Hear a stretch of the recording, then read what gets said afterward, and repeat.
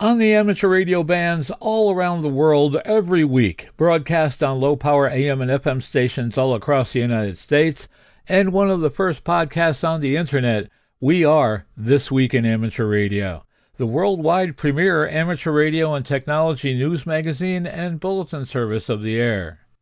Here are the stories for release around the earth as we come to air with edition number 1415 of This Week in Amateur Radio.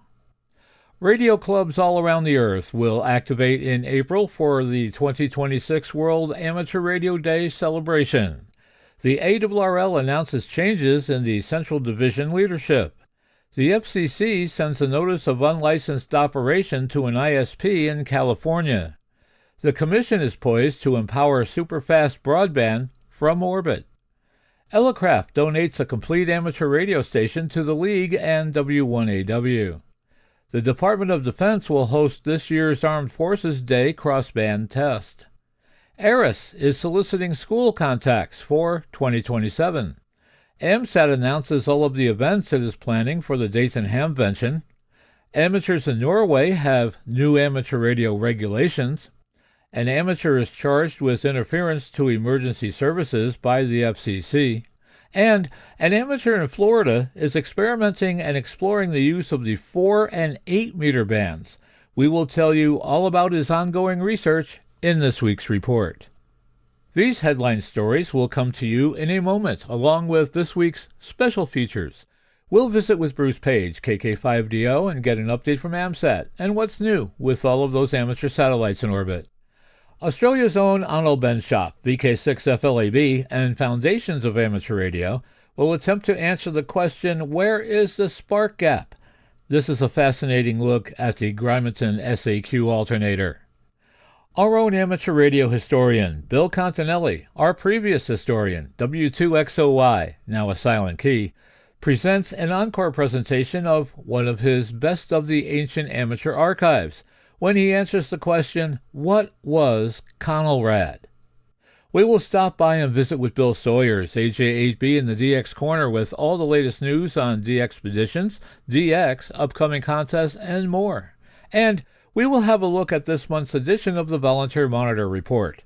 That's all straight ahead, as North America's premier amateur radio and technology news magazine and bulletin service, This Week in Amateur Radio, takes to the air right now. Reporting from our headquarters studio here just outside of Albany, New York, where spring has finally sprung. We were in the mid-70s this past week. I'm George, W2XBS. Reporting from our studio in beautiful Bradenton, Florida, I'm Mike Nicolich, K9DX Mike, encouraging you to participate in World Amateur Radio Day next weekend. And reporting from our news bureau this week in my home shack in Cortlandville, New York, where the birds are chirping, the sun is shining, and the grass is growing. I'm Chris Perrine, KB2FAF. And reporting from our news bureau just outside Rochester, New York, along the southern shore of Lake Ontario, this is George, Kilo Charlie 2, Oscar X-Ray Juliet. Reporting from our news bureau here in Wisconsin, where rumor has it Dayton Hamvention is just around the corner, which means two things. Wallets are about to get lighter, and every I'm just going to look is a bold-faced lie. I'm Marvin Turner, W0MET. Reporting from our news bureau in Salem, Ohio, this is Denny Haight, NZ8D. And reporting from our Trey New York News Bureau, where it's still raining, I'm Eric, Kilo Delta 2, Romeo, Juliet X-Ray. Hello, everyone. Before we get into this week's newscast, I'd like to tell everyone that This Week in Amateur Radio now has its own Discord server. That's right. A place online where we can discuss everything technology and amateur radio. So join us. Just go to Discord on your computer or download the Discord app on your portable device and search for TWIAR or This Week in Amateur Radio. We look forward to seeing you on the new This Week in Amateur Radio Discord server. Today's edition of This Week in Amateur Radio is 100% human. Our lead story this week is about the upcoming World Amateur Radio Day. World Amateur Radio Day 2026 is just a week away, April 18th, when radio amateurs and their national societies worldwide celebrate the founding of the International Amateur Radio Union, or IARU. John Ross, KD8IDJ, is here with all of the details. It was on this day in 1925 that the IARU was formed in Paris, France. Hiram Percy Maxim, co-founder of ARRL, served as the first president. Since its founding, ARRL has served as the IARU International Secretariat. Like last year, ARRL is encouraging radio clubs to use World Amateur Radio Day or any time during the month of April to host a ham radio open house. Unlike ARRL Field Day, a ham radio open house is designed to showcase your club station and promote amateur radio science and technology to the public. Already 24 stations have added their events to the Ham Radio Open House Station Locator. You can find that at www.arrl.org/open-house.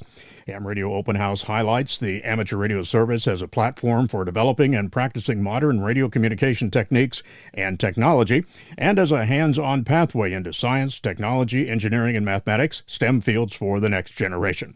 Visit www.arrl.org/World Amateur Radio Day for ideas and activities to engage your community or school radio club in World Amateur Radio Day and Ham Radio Open House.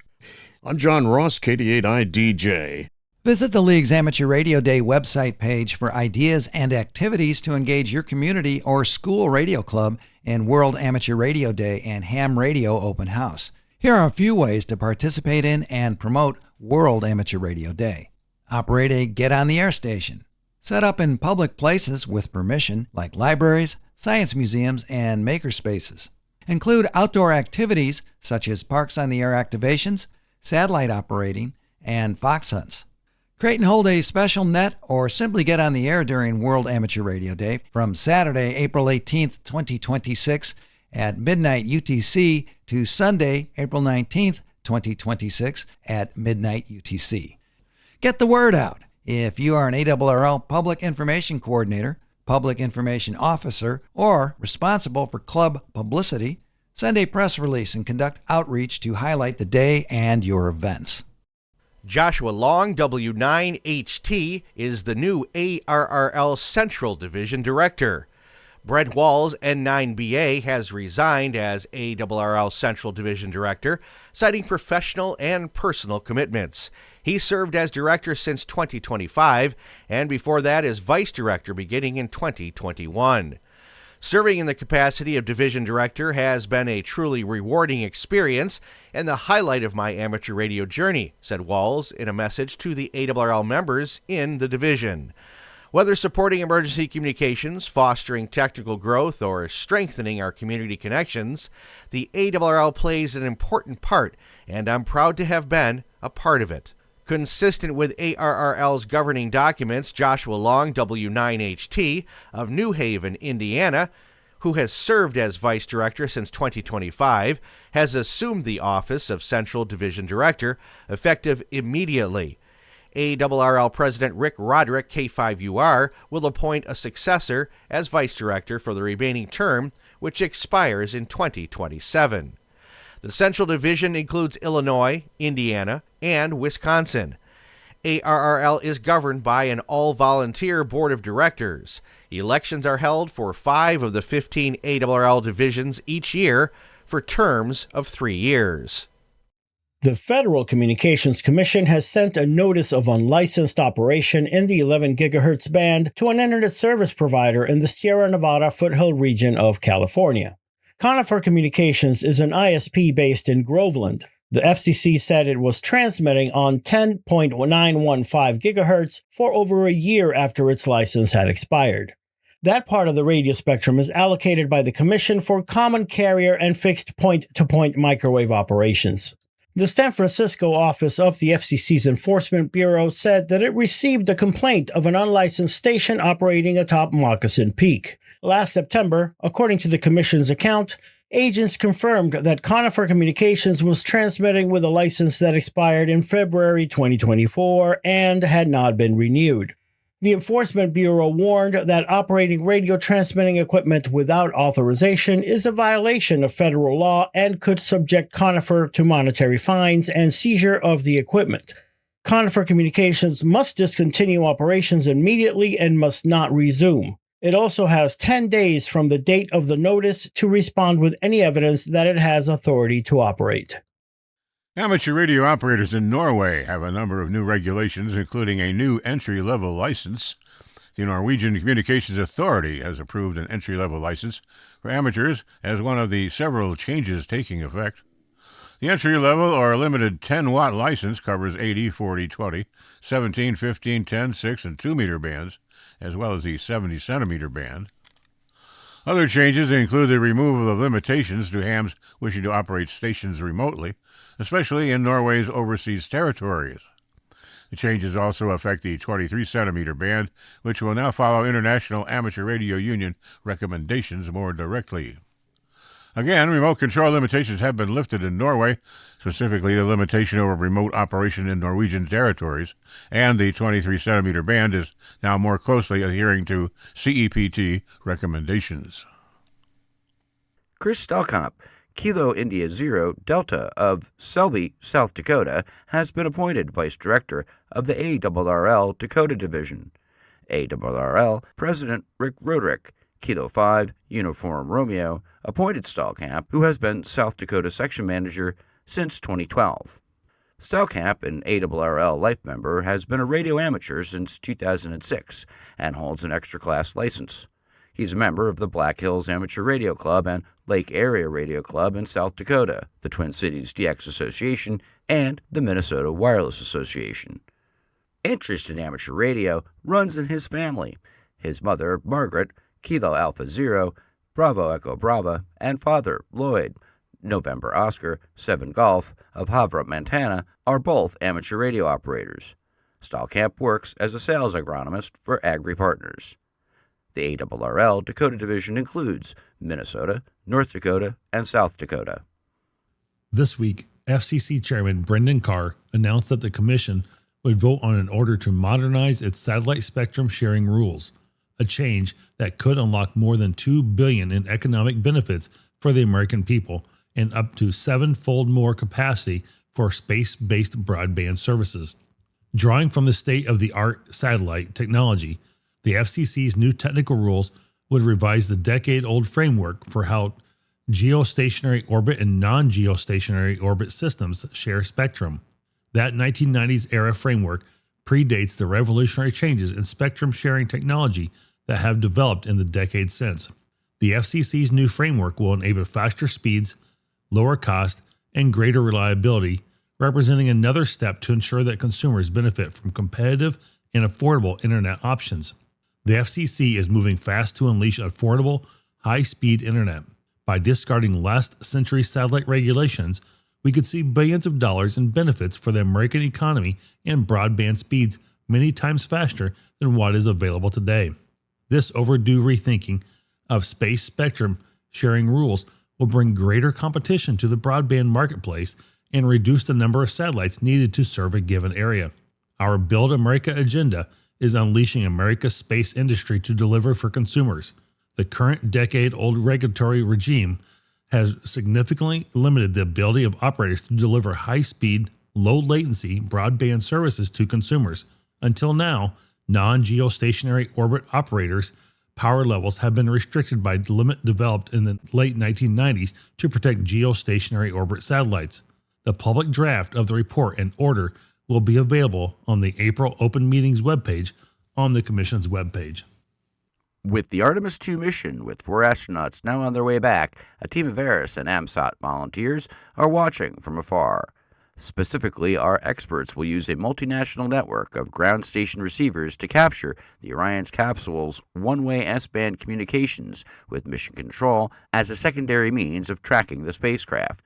While NASA's Space Communications and Navigation, or SCAN program, will depend on the Near Space and Deep Space Network for primary tracking of the Orion during its 10-day mission around the Moon and back, it has also selected 34 individuals and groups, including an ARRS and AMSAT consortium across 14 countries, to provide an independent source of tracking data using the radio waves generated by normal communications. The concept works. For Artemis 1, an uncrewed launch into low Earth orbit in 2022, 10 individuals successfully tracked Orion throughout its mission. Based on lessons learned from that experience, SCAN now has data standards that Artemis 2 passive trackers use when sending the data to NASA. Another lesson SCAN learned from Artemis 1 was that there's a lot of interest in passive tracking. SCAN in August 2025 issued an official request for information to government agencies, companies, amateur radio organizations, and enthusiasts to participate in Artemis 2 tracking. According to NASA, those chosen through the RFI will use 47 ground assets in 14 countries to help the agency better assess the broader aerospace community's tracking capabilities and identify ways to augment future Moon and Mars mission support. ARRS and AMSAT are teamed up under the auspices of the ARRX, Amateur Radio Exploration Ground Station Consortium. ARRX is a joint ARRS and AMSAT international effort to develop and operate amateur radio systems for deep space, starting at the Moon and later to Mars. The team will provide one-way Doppler tracking of the S-band signals from space, recording the data and delivering it to SCAN in the proper format. The ARRX Worldwide Consortium includes teams in the United States at the University of Southern California and Dayton, Ohio, the UK at Goonhilly, Germany, and Poland.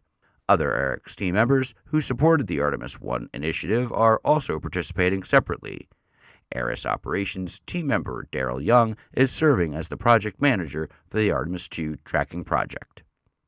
An amateur radio operator is being called the source of radio interference that affected emergency service frequencies in one part of Pennsylvania last year, according to the Federal Communications Commission. The FCC's Enforcement Bureau has charged a ham radio operator in Allegheny County, Pennsylvania, with interfering with UHF frequencies used by 911 emergency services. The FCC identified the ham as David Knutson, KD3ASC. According to the agency, the Pittsburgh amateur was transmitting on 470.4375 MHz from a handheld transceiver last July, prompting a complaint from the county's emergency services that there was interference on its dispatch channel. Using direction finding, the borough's enforcement agents tracked the signal to Knutson's home, where, they said, he showed them a Baofeng BTEC UV Pro HT, which he surrendered to them. The handheld radio is capable of transmitting on VHF and UHF amateur radio bands,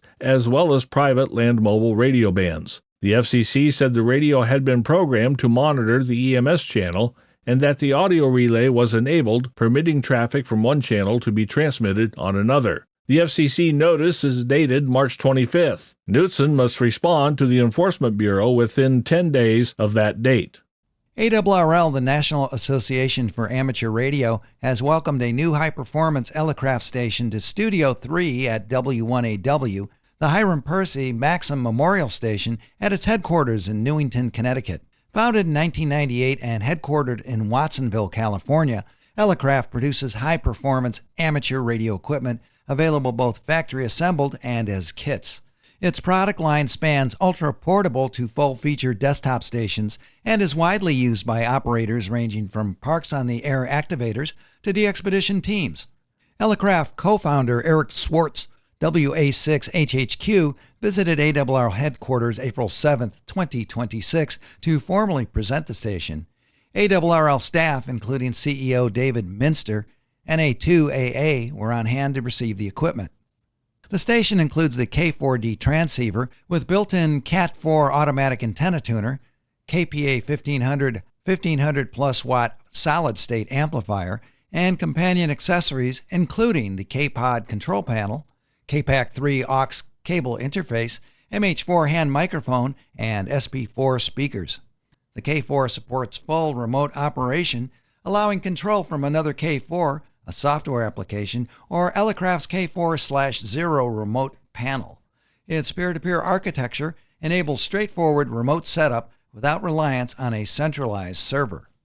We're pleased to support ARRL and W1AW with this station, said Swartz. W1AW is an important destination for radio amateurs, and we are glad members and other visitors will have the opportunity to get on the air using Elecraft gear. Through partnerships with manufacturers, W1AW offers operators the opportunity to get on the air using a wide range of modern stations under one of the most recognized call signs in amateur radio. During his visit, Swartz also met with ARRL Senior Lab Engineer Rick Ciervo, W1CIE, and Digital RF Engineer John McAuliffe, W1DRF. Swartz is a key member of the ARRL Clean Signal Initiative Working Group, which is developing technical standards to improve transmitter and amplifier signal purity. The ARRL Clean Signal Initiative is a program of the ARRL Technical Standards Committee. We're grateful to Eric and to Ellicraft for their continued support of ARRL and the amateur radio service, said Minster. The 2026 Dayton Hamvention will be held Friday through Sunday, May 15th through the 16th, 2026, at the Greene County Fairgrounds in Xenia, Ohio. AMSAT will once again have a strong presence throughout the event, including booth activities, social gatherings, and the annual AMSAT Forum. The 17th annual TAPR and AMSAT Banquet will be held Friday, May 15th at 1830 EDT at the Kohler Presidential Banquet Center, 4548 Presidential Way, Kettering, Ohio 45429, located approximately 20 minutes from the Greene County Fairgrounds. This dinner is a highlight of the Tucson Amateur Packet Radio and AMSAT Radio Amateur Satellite Corporation activities during Hamvention. The banquet speaker will be announced at a later date. Tickets are $75 each and may be purchased through the AMSAT store. The deadline to purchase banquet tickets is Monday, May 11th at 2100 UTC. Tickets must be purchased in advance and will not be sold at the AMSAT booth or at the door. There will be no tickets available for pickup at the AMSAT booth either. Tickets purchased online will be maintained on a list with check-in at the door at the banquet center. Seating is limited to the number of meals reserved with the Kohler caterers based on ticket sales by the deadline. The annual AMSAT Dinner at Tickets gathering will take place Thursday, May 14th from 6 p.m. to 8 p.m. EDT at Tickets Pub and Eatery, 7 West Main Street, Fairborn, Ohio 45324. This informal event features no program or speaker, offering an opportunity for conversation and camaraderie. All are welcome, regardless of participation in booth setup or operations. Food may be ordered from the menu, and drinks, including beer, wine, sodas, and iced tea, are available at the bar. No reservations are required. AMSAT is seeking volunteers to assist at the AMSAT booth, located in Building 1, booths 1007 through 1010 and 1107 through 1110. Volunteers are encouraged to contribute as much time as they are able, whether for a few hours or the entire weekend. In 2025, approximately 20 volunteers supported AMSAT's activities and engagement with attendees. Those interested in volunteering or requesting additional information may contact Phil Smith, W1EME, AMSAT Hamvention Team Leader, via email at w1eme@astrocom.net. Volunteer participation plays an important role in supporting AMSAT's presence and outreach within the amateur radio community.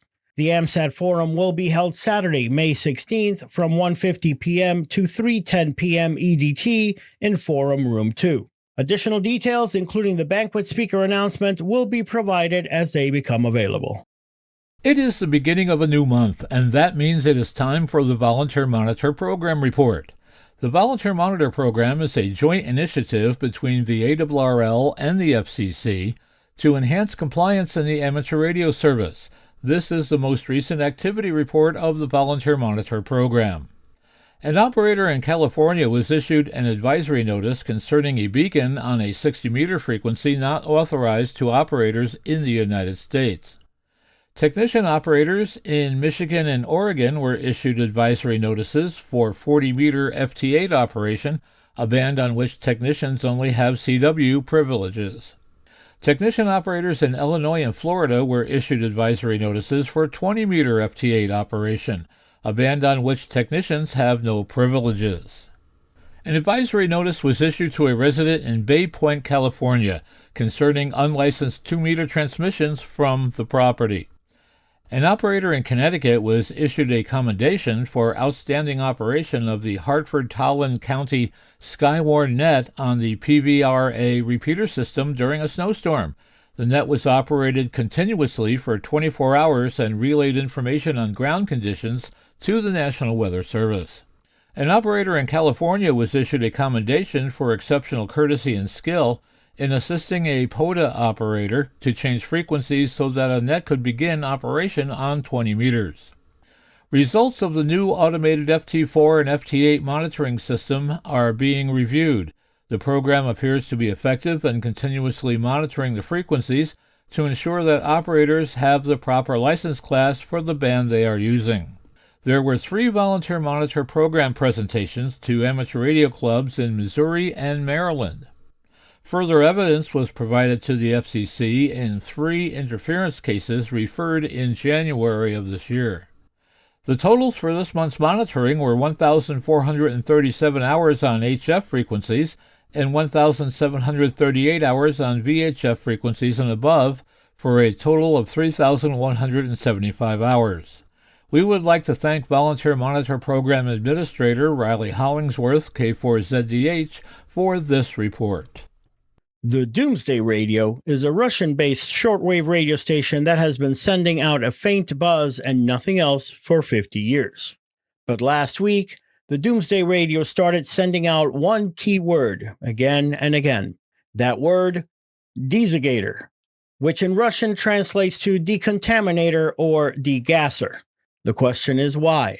We have developed new technology that places security and our privacy as the top priority, but this tech message has baffled the most enthusiastic radio operators. Many experts and scientists have believed for years that the Doomsday Radio was a failsafe for nuclear war. In March of this year, the station suddenly wakes up from its slumber and sends 16 voice messages out in a single day. This is usually associated with rising geopolitical tensions around the world. Some fear that this could be a prerequisite for new military actions, with the station also mentioning NATO countries like Latvia. But despite all this, the most likely explanation is that these are merely military orders or tests. The Federal Communications Commission has upheld a $60,000 fine against a South Florida man for allegedly operating a pirate radio station. The FCC says Aaron Streeter allegedly operated an unauthorized radio station on 89.1 FM known as the Pound FM in Miami Gardens, Florida. Last year it proposed the fine for the violation, and after never receiving a response, the commission has formalized the penalty. It was 2 years ago that agents from the FCC's Miami field office monitored and traced the unauthorized signal to a single-family residence with a broadcast antenna in the rear of their property. The agents talked to Streeter's wife, who had her husband call agents later that afternoon. He allegedly told them during the phone call that he operated the station and agreed to cease broadcasting. However, on January 8th, the FCC says agents returned to the area and once again heard the Pound FM on the air. In its annual report to Congress on pirate radio, the FCC also said it issued 28 notices to property owners and managers last year, including 17 connected directly to pirate radio sweeps. But that was down from 41 notices issued to property owners and managers during fiscal 2024. The Yavapai Amateur Radio Club in Prescott, Arizona, has found a new way to help make amateur radio attractive to, well, just about everyone. With more details on this week's club, we go to league headquarters, where John Ross, KD8 IDJ, has this report. Club Public Information Officer Fernando Menegosha, KJ7QHI, said it all started with an idea from club member and ARRL life member Jim Zimmerman, N6KZ. Jim knew about a display area in the Prescott Public Library that had been used by the Red Cross and for model train displays, so he figured why not ask if he could bring in amateur radio equipment and put it on display, bringing new meaning to the phrase location, location, location. Well, the library was contacted, the paperwork completed. Zimmerman chose a location that was near the public use computer area where many young patrons spend a lot of their time. With the help of Club President Brian Wilkinson, KD7JI, and Menegosha, they moved Zimmerman's collection of vintage ham radio equipment to the display area. Nicolich is an experienced photographer. He took pictures and made charts and other display information. There are many patrons, young and old, who took the time to view the displays at Nicolich. According to many, there were also many wow moments. The display is open until the end of April to help tell the story of amateur radio and how it can help the entire community. The Yavapai Amateur Radio Club is the largest club in Arizona with 300 members and is an ARRL special service club. I'm John Ross, KD8I DJ. The Yavapai Amateur Radio Club's mission statement reads, increasing our members' knowledge, mastery, and enjoyment of amateur radio communication while serving the Yavapai community by assisting in emergency and public service events. The club plans to host its annual Hamfest on May 30th, 2026 at a local high school. Hello and welcome to the DX Corner for your weekly dose of DX. I'm Bill, AJAB. Let's start with some information about a couple of upcoming DXpeditions. First, here's press release number 2 dated April 3rd, 2026 for the Tokelau Islands DXpedition. In January of 2026, we announced that members of the Perseverance DX Group and the Western Washington DX Club intended to activate Tokelau, Zulu Kilo 3. Planning for this project continues. On April 3rd, 2026, we had a meeting in Auckland, New Zealand with our Tokelauan sponsor. Additional project details were discussed at that time. We'll be on the atoll for the last 2 weeks of November 2026. The exact dates will be announced after the Tokelau Transport Office finalizes their November boat schedule. The operating location has been selected and accommodations for the team were discussed. Also discussed were the details of a humanitarian project we're planning for that local school. There are formal government meetings planned for November. We elected to be there after these meetings conclude. The meetings are part of an ongoing recognition of 100 years of the Tokelau New Zealand relationship. While the team is funding the project without a major fundraising campaign, we appreciate donations to offset the equipment, shipping expenses, and the humanitarian project. All details will be announced as they develop. The website is tok-dx.com, and any questions you have can be directed to info@pdxg.net. And that was from the Tokelau 2026 team.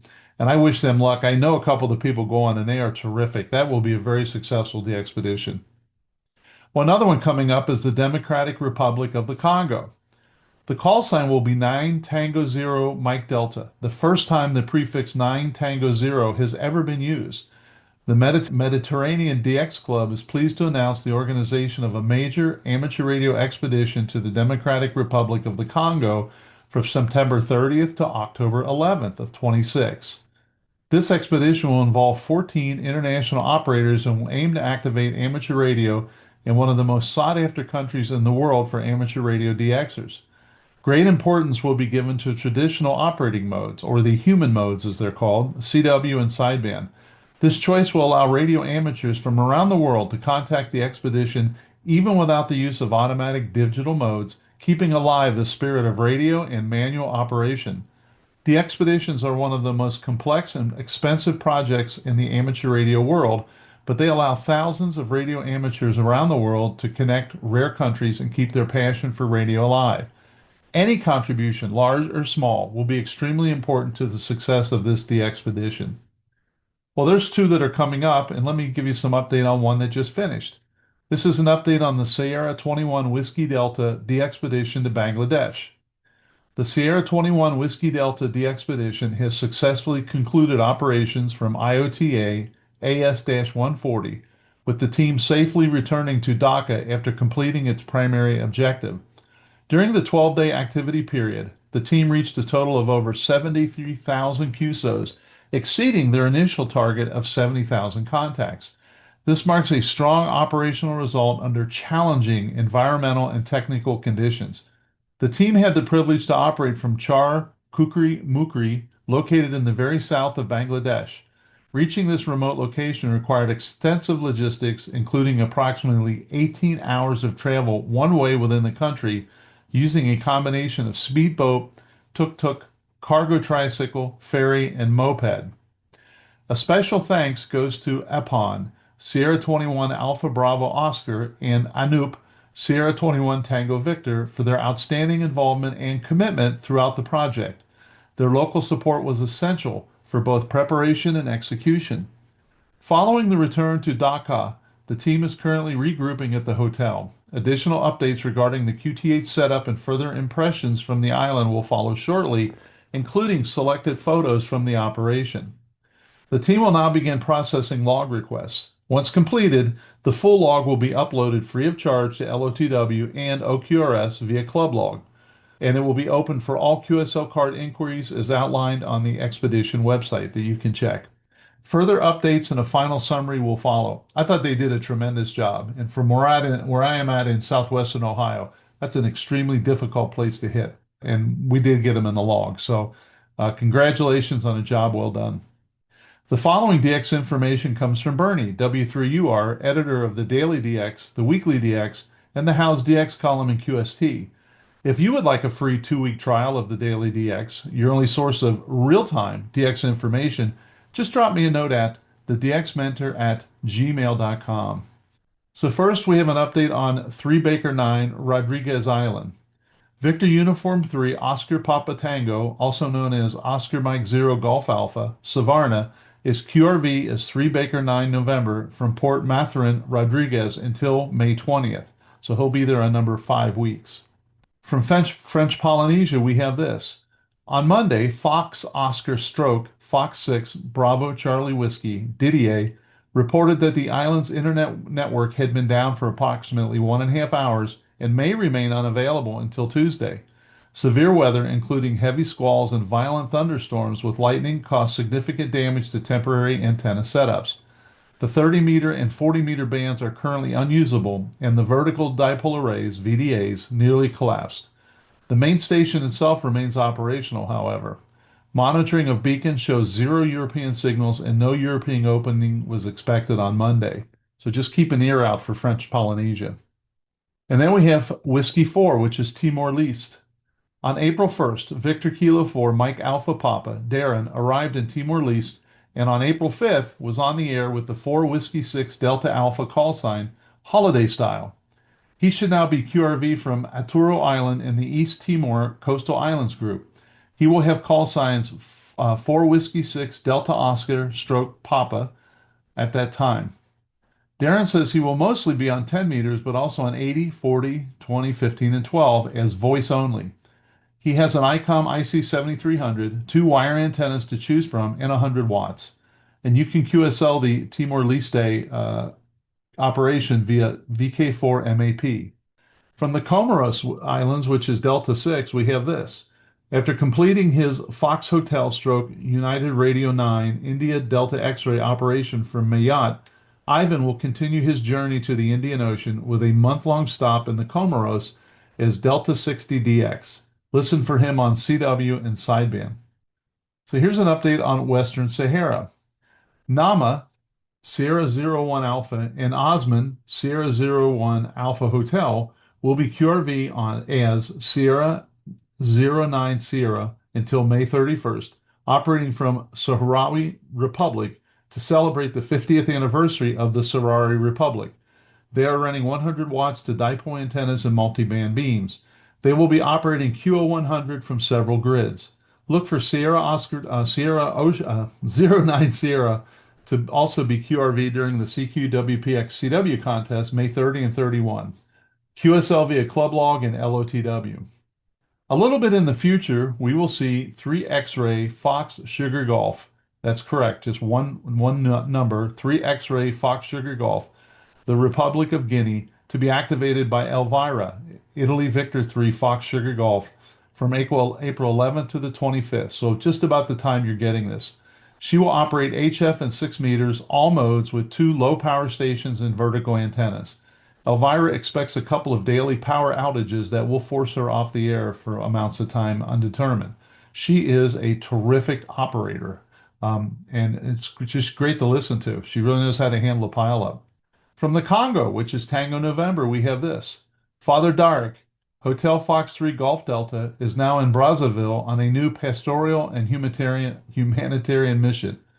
In West Africa, he also has the call sign Tango Juliet 1 Golf Delta, Tango Lima 8 Golf Delta, and Tango Tango 1 Golf Delta. In the Congo, who would be known as Tango November 8 Golf Delta on HF and 6 FT modes, as well as CW and sideband. He's still waiting for his logbook of the world certificate. He's hoping to set up a remote operation when the infrastructure there can support it. From Guyana, we have this, 8 Radio. 8 Radio 1 Tango Mike is QRV until May 10th. Weekdays between 2300 Zulu and 0300 Zulu on 160 through 6 meters, CW, sideband, digital, and satellite. Papa Yankee 1, Sugar Alpha Delta, Aldir says on the weekends it's full-time on 160 through 6, the same modes. From Greenland, we have this, Greenland being Oscar X-Ray. Oscar Zulu 1, Delta Juliet Juliet, Bo is QRV is Oscar X-Ray 3, Lima X-Ray, again from Asiat Island, which is North America-134 in the IOTA chase, Greenland until April 25th. He's there on a work assignment and will be QRV in his spare time. From Cocos Keeling Island, which is VK9-C, we have this. VK9 BSA, Mark, and VK9 DEE, Dina, are QRV from Cocos Keeling. Band conditions are currently not favorable, and Mark will mainly be operating on weekends and some evenings. There is no fixed operating schedule yet. And finally, from the Marquesa Islands, which is Fox Oscar M, we have this. The TX9W team headed to the Marquesa Islands report that they will depart in 11 days. They plan to be active from Haiva O, Marquesa Islands on April 19th. And that's always a good one to get in the log. Well, this week, the DX Mentor YouTube episode will feature Charlie Echo 3 stroke N5NU and K0MD discussing POTA and DXing from Chile. Give it a watch and let me know what you think. We really had a blast recording it, and he's really a great guy.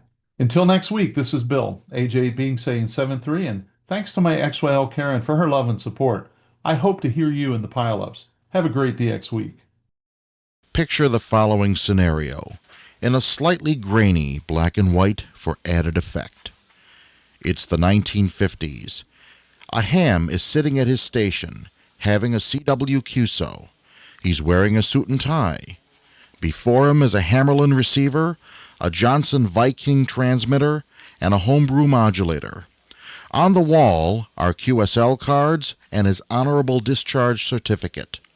On the table is a collection of QST magazines, along with some curious pamphlets with titles such as Protect Them, Join Civil Defense, America Calling, Take Your Place in Civil Defense, It Can Happen Here, Know the Signals, and even a comic book featuring a character called Bert the Turtle.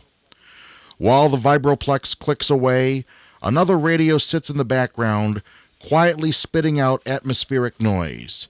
It's an AM broadcast receiver, one of those 5-tube AC-DC models produced by the millions. This unit, an Marvin in an Art Deco plastic cabinet, is tuned to one of 2 triangular markings on the dial. Suddenly the silence is shattered by a piercing 1,000 cycle tone. The ham looks up, rips off his headphones, and listens to a message. He jumps from the chair, runs to the door, and yells to his wife, "Grab the kids and go down to the fallout shelter. The Conelrad alarm just went off." Conelrad, which stood for Control of Electromagnetic Radiations, had its embryonic start in December 1951 when President Harry Truman signed an executive order directing the FCC to set up a security system for all civilian radio services. Throughout 1952, Conelrad was developed and tested, and by early 1953 it was ready. The purpose of Conelrad was to relay civil defense information to the public without allowing enemy aircraft to use our radio signals as a beacon for their direction-finding equipment. In the event of an emergency, all FM, TV, and most AM stations would proceed with the following alarm sequence. First, current programming would be discontinued. Then, 5 seconds, the carrier was off the air, followed by 5 seconds, an unmodulated carrier. Then, 5 seconds, carrier off the air, followed by 15 seconds of a 1,000 cycle modulated carrier, then a 1 minute maximum initial Conelrad message, and finally the carrier off the air for the duration of the alert. The remaining AM stations would shift to either 640 or 1240 kilocycles and simultaneously broadcast a more detailed emergency message. The stations would constantly turn their carriers on and off. For example, Station A, operating on 640 kilocycles, would broadcast the emergency message for 15 seconds and suddenly cut its carrier. The public would then hear Station B, also on 640 kilocycles, with the same message. When Station B went silent, Station C would appear and, after a few seconds, Station A would be back on the air. This cluster pattern would continue until the emergency message had been broadcast. The same activity would be happening on 1240 kilocycles. No call signs or other ID would be given. In this way, the FCC and the Office of Civil Defense hope to confuse enemy aircraft trying to use AM radio stations as a homing beacon. The ARRL and the FCC realized that amateur stations might also serve as a beacon. Therefore, from the beginning, amateurs were urged to keep watch on 640 or 1240 kilocycles and to kill their transmitters when the alarm was given. With the importance of Conelrad in the early 1950s, it's surprising that amateurs were not required to monitor for the Conelrad alarm. This was rectified on January 2, 1957, when the FCC amended Part 12 of the Rules and Regulations to require the following. All operators of stations in the amateur radio service will be responsible for the reception of the Conelrad radio alert by monitoring 640 or 1240 kilocycles. During a Conelrad radio alert, all operators of amateur radio stations will cease communications immediately. Stations operating under the Radio Amateur Civil Emergency Service, RACES, and other stations specifically authorized would be allowed to remain on the air under the following conditions. No transmission would be made unless it is of extreme emergency affecting the national safety or the safety of life and property. Transmissions would be as short as possible. No station identification or location would be given. Tactical calls would be utilized if necessary. And the radio station carrier would be discontinued during periods of no message transmission.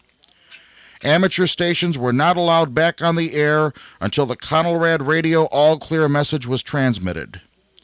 With the requirement of continuous broadcast band monitoring, homebrew projects, kits, and commercial products began to appear to help the amateur keep in compliance with Part 12-190. While some amateurs simply used a simple AM radio, others bought or built specific Conelrad receivers. Heathkit had the CA-1 Conelrad alarm. Morrow Radio had the CM1 Conelrad monitor, and the Walter Ash Radio Company had the model CA Conalarm. Radio Shack's first transistor radio, which sold for a mere $29.95 and $1958, was advertised as perfect for monitoring Conelrad. When Class D CB radio was authorized in September of 1958, the rules specified that CBers also had to monitor Conelrad. In the event of an emergency, all citizen band operators had to leave the air. There were no RACES provisions for them. By the early 1960s, the possibility of long-range enemy bombers homing in on our radio signals was becoming remote. Instead, intercontinental ballistic missiles were the new threat. They didn't require our broadcast signals as beacons. Conelrad was becoming obsolete. Thus, in the autumn of 1962, Conelrad was replaced by the Emergency Broadcast System. Ironically, Conelrad disappeared right around the time it might have been needed the most, the Cuban Missile Crisis. As the 1960s wore on, the Cold War gradually disappeared and the specter of imminent enemy attack disappeared. Today, only the faded fallout shelter signs and those triangular markings on old AM radios remain to remind us of Conelrad and the Cold War. As I write this, I can hear a Springfield, Massachusetts station on 640 kilohertz, while a heterodyne of Class 4 stations commingles on 1240. And yet, what is that I hear faintly in the background? A 1000 cycle tone? This is Bill Continelli, W2XOY, for This Week in Amateur Radio. The Department of Defense will host this year's Armed Forces Day Crossband Test, scheduled for May 9th, 2026. This annual event is open to all licensed amateur radio operators and will not impact any public or private communications. For more than 50 years, military and amateur stations have taken part in this event, which is an interoperability exercise between hobbyist and government radio stations. The AFD Crossband Test is a unique opportunity to test two-way communications between military communicators and radio stations in the amateur radio service, as authorized in 47 CFR 97.111. These tests provide opportunities and challenges for radio operators to demonstrate individual technical skills in a tightly controlled exercise scenario. Military stations will transmit on selected military frequencies and will announce the specific amateur radio service frequencies monitored. All times are Zulu, and all frequencies are upper sideband unless otherwise noted. An AFD message will be transmitted utilizing the military standard serial PSK waveform followed by mil standard wide shift FSK, 850 Hz RTTY, as described in mil standard 188-110 A/B. The amateur radio on the International Space Station, or ARRL program, is seeking formal and informal education institutions and organizations, individually or working together, to host their amateur radio contact with a crew member on board the ISS. ARRL anticipates that the contact would be held between January 1st, 2027 to June 30th, 2027. Crew scheduling and ISS orbits will determine the exact contact dates. To maximize these radio contact opportunities, ARRL is looking for organizations that will draw large numbers of participants and integrate the contact into a well-developed education plan. This proposal is due to ARRL by May 22, 2026 at 11:59 p.m. Pacific Time. Proposal information and more details such as expectations, proposal guidelines, and the proposal form can be found on arris.org. An informational webinar will be held at 8 p.m. Eastern on April 30th on Zoom. Crew members aboard the International Space Station will participate in scheduled amateur radio contacts. These radio contacts are approximately 10 minutes in length and allow students to interact with the astronauts through a question and answer session. An ARRL contact is a voice-only communication opportunity via amateur radio between astronauts and cosmonauts aboard the space station and classrooms and communities. ARRL contacts afford education audiences the opportunity to learn firsthand from astronauts what it is like to live and work in space and to learn about space research conducted on the ISS. Students will also have an opportunity to learn about satellite communication, wireless technology, and radio science. Because of the nature of human spaceflight and the complexity of scheduling activities aboard the ISS, organizations must demonstrate flexibility to accommodate changes in dates and times of the radio contact. Please direct any questions to education@arriss-usa.org. Get ready for Amateur Radio's biggest annual gathering. Dayton Hamvention 2026 will take place May 15th through the 17th at the Greene County Fair and Expo Center in Xenia, Ohio. John Ross, Kilo Delta 8, India Delta Juliet is here with everything you need to know. General Chairman Brian Marklin, N8UDQ, said volunteers are working hard to make this the best show yet. This year's theme is Radio Adventure.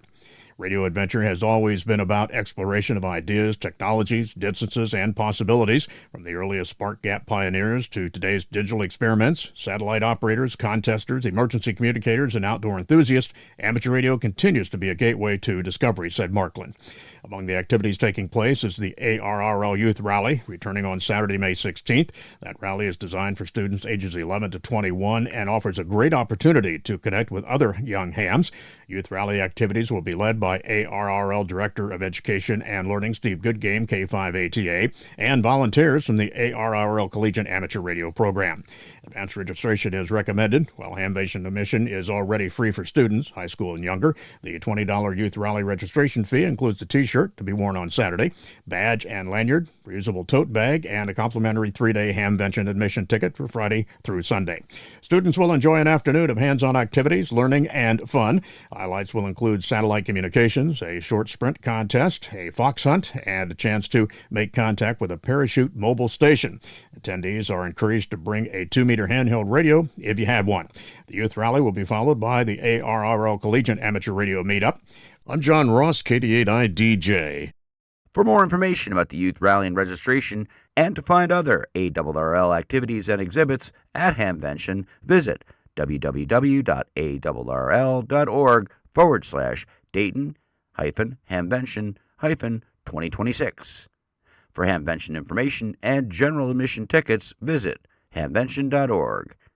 The Federal Communications Commission said this week that it will vote this month on a proposal to bar all Chinese labs from testing electronic devices such as smartphones, cameras, and computers for use in the U.S., widening a previous action targeting Beijing. The FCC last year banned testing of U.S. electronics by labs owned or controlled by the Chinese government, which led to 23 labs being barred. But the substantial majority of Chinese-based test labs are still testing U.S. electronics, the agency said. The FCC says about 75% of all electronics are tested in labs in China. The FCC will vote on the proposal April 30th before considering public comments and finalizing the prohibition. Before the FCC takes a final vote to ban all Chinese testing, it will separately vote to adopt a streamlined approval process for devices tested in U.S. labs or labs from countries not posing national security risks, the agency said. The Chinese embassy in Washington did not immediately comment. This is the latest move by Washington to crack down on China over technology issues and equipment. In 2021, the FCC added telecommunications and video surveillance equipment made by Huawei, ZTE, Dahua, and Hyteria Hikvision to its covered list of companies posing U.S. national security risks. Field Day is approaching fast, and so is the 4th of July. Stock up on official 2026 ARRL Field Day merchandise and own a piece of history with this year's patriotic red, white, and blue design honoring America's 250th anniversary. ARRL Field Day is June 27th and 28th, and it's amateur radio's largest on-the-air event and part of a nationwide America 250 celebration. This year's theme, Amateur Radio, a national resource, highlights the vital role ham radio plays in public service, emergency communications, and connecting communities. Whether you plan to operate as a group, with a friend, or simply visit a local site, there's no better time to get ready.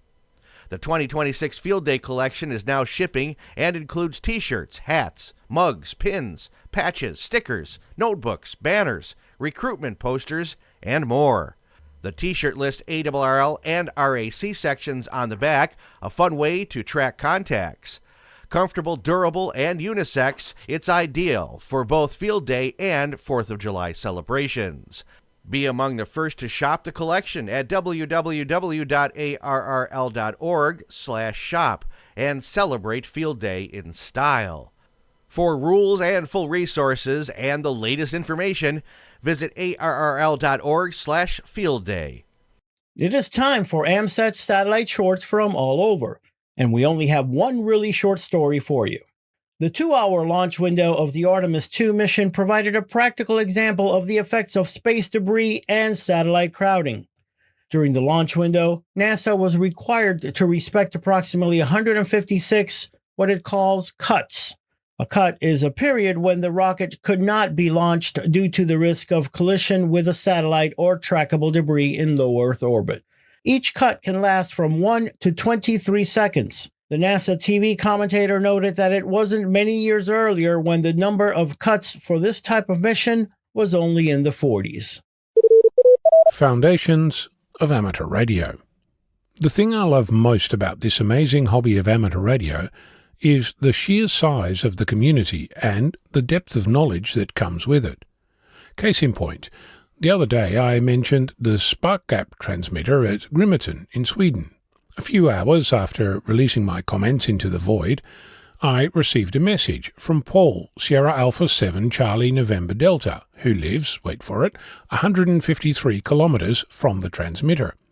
He's been on site while it was running, transmitting on 17.2 kHz. Paul pointed out that the Grimeton transmitter is not a spark gap transmitter at all. It's actually an Alexanderson alternator, an entirely different beast, and all the more interesting for it. Invented by Swedish electrical engineer and inventor Ernst Fredrik Werner Alexanderson, he received a patent for it in 1911, whilst working for General Electric. He died in 1975, aged 97, with 345 patents to his name. Before I dig in, because you know I will, the transmitter at Grimeton was officially opened on the 1st of December in 1924. Built to increase Swedish independence after World War I revealed its vulnerability to foreign-controlled transatlantic telegraph cables. Serving as a telegraphy station capable of transmitting traffic across the Atlantic Ocean, the station was in regular service until 1996. Unlike its scrapped brethren, the Grimeton transmitter is currently operated several times a year as a functioning transmitter using the call sign Sierra Alpha Quebec. Announcements are made on the station mailing list and the website at grimeton.org, but generally on Alexanderson Day in July and Christmas Eve in December. You'll need to tune to 17.2 kHz, something you can do with a sound card or with an SDR. Sound card, you say? Yes. Not for audio, but for RF. Connect an antenna to the microphone center pin input and have at it.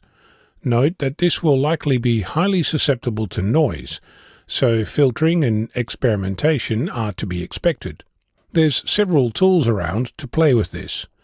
GNU Radio, Quisk, Super SID, and SAQRX. Also, there's plenty of other VLF or very low frequency stations to listen to. I should probably add this as a 51st thing to do with SDR, but I digress. Back to Grimeton. As the last remaining functional Alexanderson alternator transmitter, it was added to the UNESCO World Heritage List in 2004. You can visit and see firsthand what radio history looks like. As I said, if you pick your day, you can even watch it working. Failing that, there's plenty of YouTube videos showing the entire process. It's an absolute monster. There's even an amateur radio shack on site with the call sign Sierra Kilo 6 Sierra Alpha Quebec. The website says that it's open sporadically, so I'd recommend you contact them before heading to Grimeton. I'll note that at the time that this station was being commissioned, in 1924, it was already being superseded by valve oscillators, which brings me to how it works. Depending on where you live, you're likely familiar with the 50 or 60 Hz alternating current associated with household electricity. In 1891, Irish experimental physicist Frederick Thomas Troughton pointed out that if you could run an alternator at high enough speed, it would create an alternating current at radio frequencies. Said differently, creating a continuous wave at radio frequencies. Much experimentation followed, and many giant shoulders supported this effort. It goes a little like this. Use an electric motor designed to spin at 900 revolutions per minute, connect it to a gearbox, connect that to a rotor with multiple poles, then run the motor with a clutch to vary the speed. If that's not enough to produce high power, the clearances between rotor and stator have to be kept to 1 millimeter. Then there is cooling and lubrication to consider, not to mention dealing with thermal expansion and contraction of a fast-spinning and closely toleranced disc. At Grimeton, the whole transmitter weighs in at 50 tons, pretty much the opposite of portable operation. The rotor at Grimeton is a 1.6 metre diameter disc with a 7.5 centimetre thick edge, with 488 slots milled into it, each filled with brass. The motor at Grimeton runs at just over 711.3 revolutions per minute. The gearbox has a ratio of 2.973, and the whole contraption generates 17,200 hertz. If you get the sense that you're balancing an elephant on top of a needle, you're almost there, but if you consider that keying the transmitter changes the load and currents, it's more like an elephant being shoved by a train balancing on top of a needle. At Grimeton, the motor is loaded by one of 3 liquid resistors, which each consist of a 2-metre-high container filled with water and baking soda. The liquid level is controlled by separate pumps, varying the resistance. Whilst transmitting, a second liquid resistor is added, reducing the resistance to regulate the speed of the motor to maintain the overall speed and the associated frequency. The resistors generate heat, which is fed through a heat exchange to the station's water cooling system. The third resistor is available as a spare. The remarkable thing? It works. So much so that there were several stations built and operated across the planet. There's more. This system is also capable of amplitude modulation, and with it the ability to send the human voice across the airwaves. As an aside, there's a rotating spark gap transmitter by Canadian electrical engineer and inventor Reginald Fessenden, who is said to have given voice to radio in 1900 across a 1.6 kilometre distance. But that's a tale for another day. The frequency that Grimeton transmits on, 17.2 kHz, means a wavelength of nearly 17.5 kilometres. The antenna at Grimeton is only about 2 kilometres long. In other words, it's a compromise antenna. I'm making a joke here, but also a point. Every antenna is a compromise. Any antenna is better than no antenna. Meanwhile, the antenna at Grimeton looks like a string of high-voltage pylons with 8 wires strung between them. Each of the 6 towers is 127 metres tall, with a crossarm that's 46 metres wide. Every tower holds a vertical radiator connected to the ground via a coil to tune the phase and capacitance of each radiator. So, spark gap this is not. Well, at least not intentionally. This remarkable piece of engineering makes me wonder if you can use the same system to spin a modern motor, say the spindle of a CNC, and use it to get on air and make noise. Now all I need is someone to talk to. I'm Ono, Victor Kilo 6, Foxtrot Lima, Alpha Bravo. Bruce Page, KK5DO, is here now with this week's AMSAT report. Bruce? Thanks, John. AMSAT will have their 44th annual Space Symposium and annual meeting this year in Jacksonville, Florida, at the Crown Plaza JAX Airport. October 8th and the morning of October 9th is the Board of Directors meeting. The afternoon of October 9th and all day October 10th will be the symposium and annual membership meeting.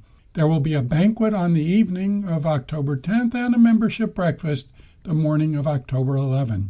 Rooms for the event will be $109 per night. Links for registration and room registration will be available shortly on amsat.org. The Students on the Air every first and third Tuesday of the month is doing quite well. This is to encourage students to operate through amateur satellites with others around the world. Iowa State University was active this week from their club station. This is Bruce Page, KK5DO. Back to you, John. And thanks, Bruce, for that report. It is time for this week's look at the solar weather forecast and the terrestrial propagation forecast. Solar activity remained at low levels, with the largest flare of the past week being a C8.9 on April 8th from region 4414, which was accompanied by a Type 3 radio burst. Most of the C-class activity came from either this region or region 4409, which has developed a delta spot in its intermediary area. All remaining spots were either stable or in slight decay, with region 4406 rotating over the west limb by the end of the reporting period. Coronal activity was observed in CCOR-1, LASCO, and stereo available imagery during the period. Of the 4 eruptions, 1 was far-sighted, 1 was too narrow, plus too far north of the ecliptic to have any Earth-directed component, and 2 had the potential for Earth-directed components. These eruptions were seen off the eastern limb in LASCO C2 starting on April 7th and April 8th. The first was associated with a C2.4 flare from region 4414, while there was no clear source for the second.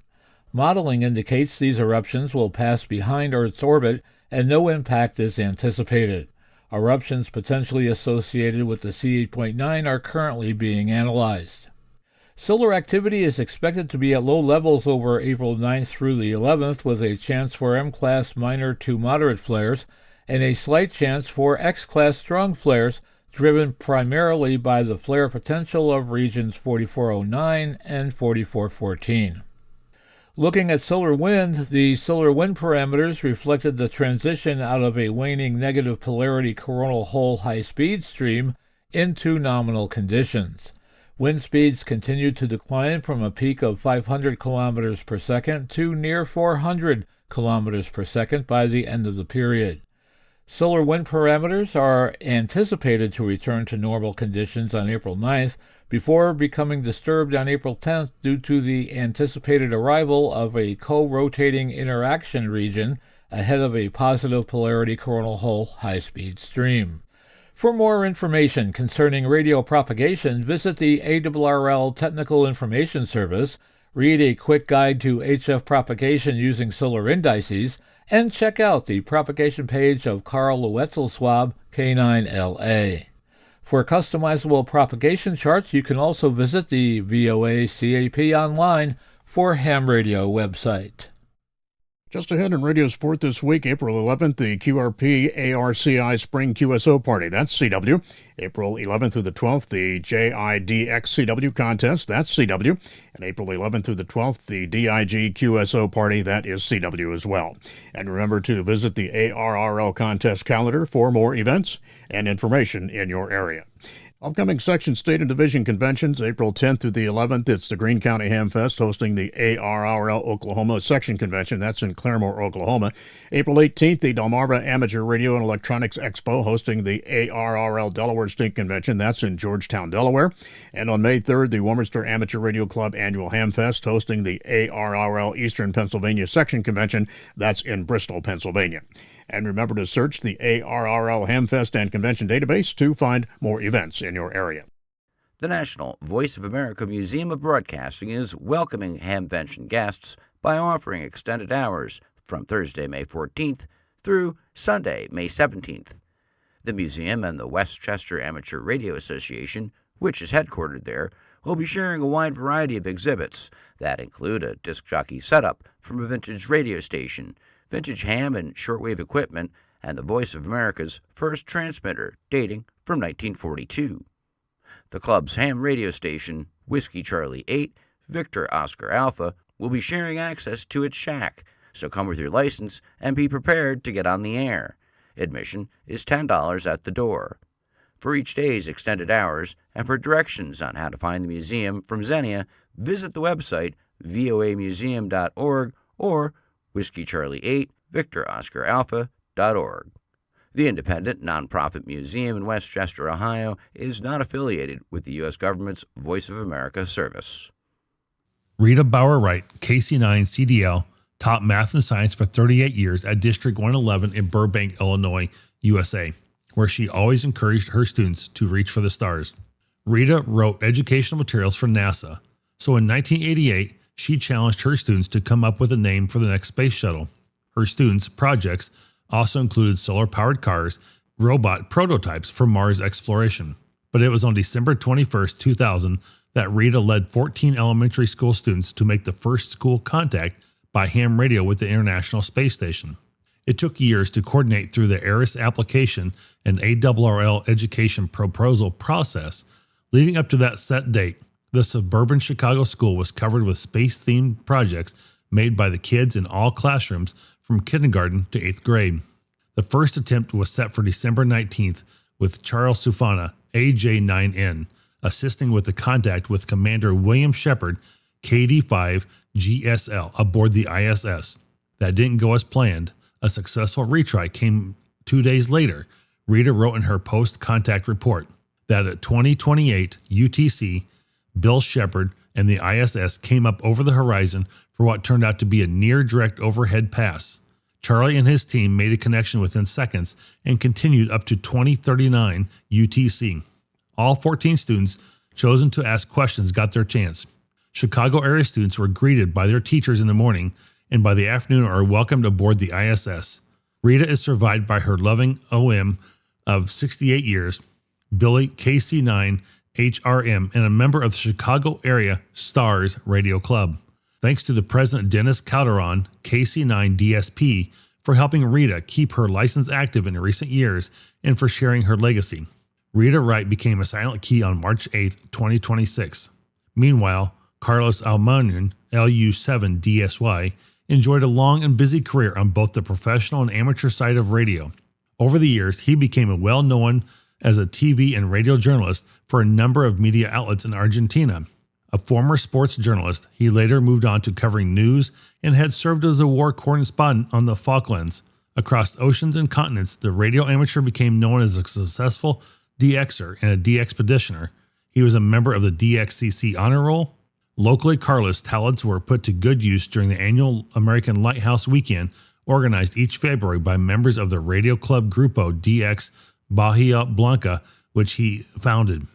Carlos became a silent key on the 21st of March. He was 79. As the nation prepares to celebrate National Train Day on Saturday, May 9th, 2026, the Fort Myers Amateur Radio Club is gearing up for a high-tech and high-heritage celebration at the Railroad Museum of South Florida.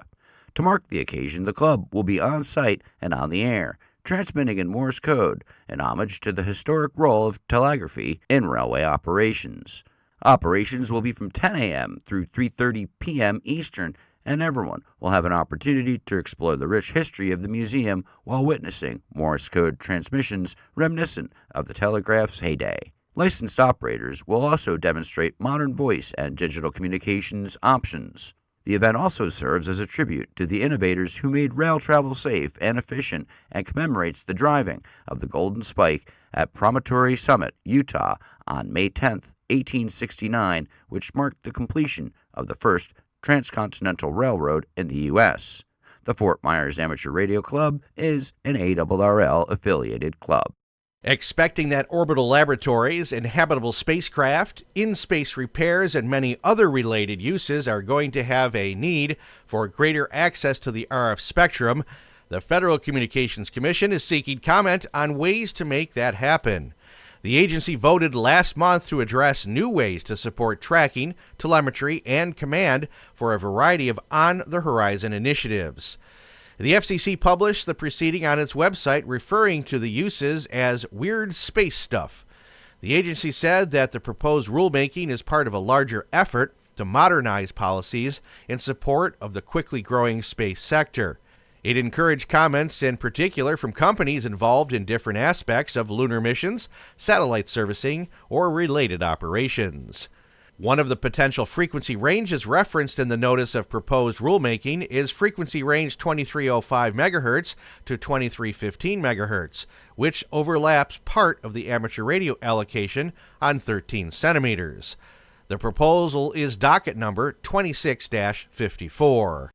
A mobile phone network created to provide public safety agencies around the United States with reliable emergency communications is poised for service upgrades after reaching an agreement with the federal government and the network's private sector partner, AT&T. Under the deal, AT&T, which built and maintains the network known as FirstNet, will cover the cost of $1 billion worth of the network's improvements. At the same time, AT&T will reduce its bill to the federal government by another $1 billion for its continued support to FirstNet. The government selected AT&T to build the network in 2017 when the service was first known as the Nationwide Public Safety Broadband Network. Its creation was driven by the breakdown in emergency communications for public safety agencies and first responders in the aftermath of the terror attacks of September 11, 2001. In Pennsylvania, an important net has been connecting with others in the region, having a near vertical incident skywave antenna. Using the properties of the near vertical incident skywave antenna to their best advantage, members of the Red Cross of the Southeast Pennsylvania have been running a successful monthly net enabling other INCOM stations, municipal emergency centers, and interested operators to check in. The calls come from as close as the immediate region and from as far away as northern New Jersey, Delaware, and the greater New York area.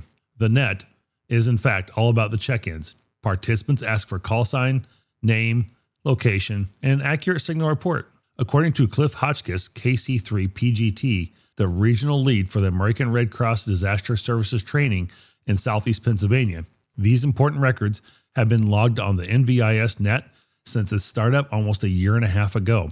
Using the Southeast Pennsylvania Red Cross call sign, WA3ARC, the net operates from its communications trailer and welcomes anyone who wants to check in. Cliff said that when we started it for a dual purpose, first, we need to exercise and practice setting up our NVIS antenna and operating from our communications trailer. Second, we wanted to establish a frequency range and protocol to communicate with our neighboring Red Cross regions in case of widespread communication outage. Like so many other NVIS nets around the country, this net relies on the antenna's ability to establish connections with local and regional stations and has a maximum range of about 400 miles. Cliff said that it is useful for emergency communications on HF because unlike UHF and VHF nets, it does not rely on repeaters. This net takes place on the third Thursday of every month, which this month will be April 16th. Calls for check-ins begin about 10 a.m. Eastern Time on 40 meters on or below 7.235 megahertz. A pair of cosmonauts, each in their own time, brought value to the realm of space exploration for their country. Alexandra Volkov, Uniform 4, Mike India Romeo, now retired, is a veteran of 3 launches, who later served as commander of the cosmonaut detachment at the Yuri Gagarin Cosmonaut Training Center. Roscosmos cosmonaut Alexandra Grebenkin, Romeo 3, Hotel Papa, who has a radio communications engineering background, served as a mission specialist for SpaceX Crew 8 in 2024. Now that you are adding value to an event here on Earth that pays tribute to Yuri Gagarin and the trip 65 years ago that made him the first man in space. Both cosmonauts will be among the activators seeking QSOs with chasers on the 11th and 12th of April as part of an international DX contest honoring the Soviet cosmonaut and bearing his name. Contacts will be on HF via CW and SSB. The cosmonauts aren't just worth double multipliers for chasers, but earn them QSL cards bearing their autographs. And our final story for you this week. A Florida ham with an experimental license is busy exploring propagation and its impact on the 4-meter and 8-meter bands. In the hope of gaining insights into seasonal propagation trends, sporadic E, trans-equatorial propagation, and low-band VHF path behavior, the experimental station, WQ2XDM, has been conducting experiments using the digital weak signal modes Whisper and FT8 on the 4-meter and 8-meter bands. The license was granted to John K9JMS, who is asking fellow hams to monitor reception and send him reports for data collection. He recommends using PSK Reporter and station logs and screenshots to record time, signal-to-noise ratio, grid, and frequency details while monitoring FT8 on 40.680 MHz. The station's website says John will publish a final white paper and open dataset. The location in Florida is key to the experimental activity because of the region's recurring tropospheric ducting in the Gulf and Atlantic region. Florida's low latitude makes it especially suitable for capturing trans-equatorial propagation and equatorial ionospheric phenomena. According to the station's page on QRZ.com, the project is aimed at strengthening the case for more interest and access to 8 meters. Unlike hams in a number of other countries such as Ireland, Slovenia, and South Africa, licensed amateurs in the U.S. do not have access to either the 8-meter or 4-meter bands. Signal reports or queries can be sent to John at the email address wq2xdm.effell@gmail.com. This Week in Amateur Radio is holding open auditions for news anchors for the weekly national worldwide amateur radio news service. If you have a good radio voice and can reliably read provided news copy, we are looking for you. This, of course, is an all-volunteer position. An amateur radio license is not required. You must have a high-quality microphone, headset mics are not used, and be familiar with audio editing software to record and edit your finished news stories before uploading. If you would like to try out for a weekly or bi-weekly anchor position with North America's premier amateur radio news on air and podcast, please send an email to our producer, George, W2XBS. You can include a sample MP3 of yourself reading news copy sent as an attachment to W2XBS77@gmail.com. That's whiskey, the number 2, X-ray Bravo Sierra 77@gmail.com. Be sure and use Anchor Audition in the subject line. Please include your phone number and a good window of time for a callback to discuss your submission and our operating logistics to see if This Week in Amateur Radio is a good fit for you. We hope to hear from you soon. Many of the news and information items heard in this edition of This Week in Amateur Radio have been provided by the American Radio Relay League, the ARRL Audio News Service, and the ARRL Letter, AMSAT, the Radio Amateurs of Canada, the Shortwave Listening Post, the Federal Communications Commission, the Radio Society of Great Britain, and Ofcom, the South African Radio League, the International Amateur Radio Union, the Wireless Institute of Australia and the Australian Communications and Media Authority, the New Zealand Association of Radio Transmitters, the Amateur Radio Newsline, the Rain Hamcast, Eric Guth, 4Z1UG and QSO Today, QRZ.com, the International Telecommunications Union, the 425DX News, Parks on the Air, and the Soda Reflector, and various news sources on the Internet. This Week in Amateur Radio is heard on nets and repeater systems all around the U.S. and around the world on great operations like WA0RCR from the center of the U.S., Wentzville, Missouri, where This Week in Amateur Radio is proud to be part of the legendary Gateway 160-meter net report each weekend. With special thanks to all our weekly news sources and to you, our listeners, that wraps up this edition of This Week in Amateur Radio. If you would like to write to us, you can find everything you need, including archive editions of the news service, at our website at twiar.net.